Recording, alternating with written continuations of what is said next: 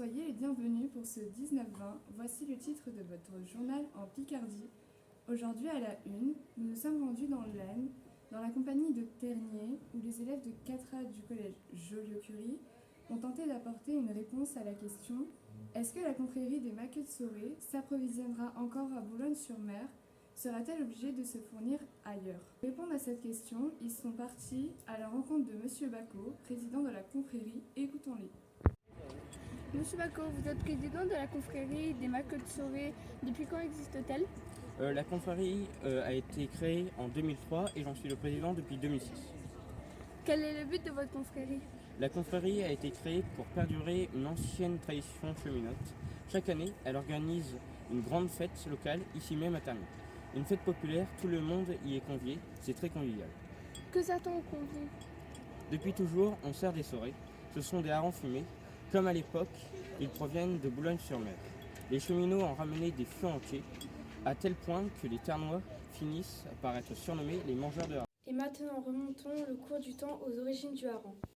En Europe du Nord, le hareng a occupé pendant près d'un millénaire une place de choix. On l'appelait le poisson roi. Il est principalement pêché en France, dans le Nord-Pas-de-Calais, principalement à Boulogne-sur-Mer. Aujourd'hui encore, le hareng est l'unique matière première pour toute une gamme de produits.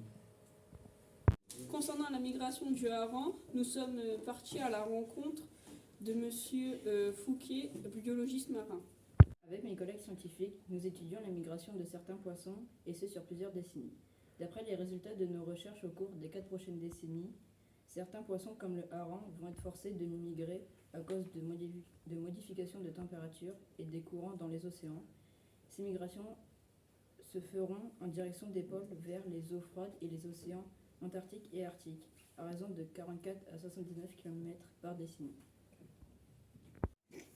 Et maintenant, place à l'expérience. Man sieht, dass warmes Wasser auf dem kalten Wasser ist und kaltes Wasser bleibt unter dem warmen Wasser. On voit clairement que l'eau chaude se déplace vers les eaux froides par la surface et que l'eau froide rejoint l'eau chaude par le fond. So, die Meeresgewässer, die wärmer sind, ziehen in Richtung Polen und bleiben auf der Ozean. Ainsi, les eaux marines plus chaudes se déplacent vers les pôles par la surface des océans. Die Erwärmung des Wassers verursacht die Wasserverdrängung in Richtung Polen. Donc, le réchauffement des eaux océaniques entraîne un déplacement de ces eaux vers les pôles. Et maintenant, traversons les frontières et partons à l'encontre de nos chers compatriotes allemands. Guten Tag. Wie sieht der Hering aus?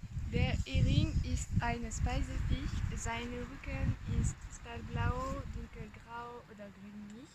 Seine Seiten und Unterseiten sind silber. Er hat den Beinamen Silber des Meeres.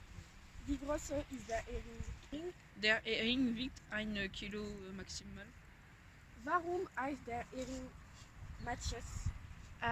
Der Hering heißt Matjes, wenn er ein Jungfisch ist. Der Name kommt aus Holland. Danke.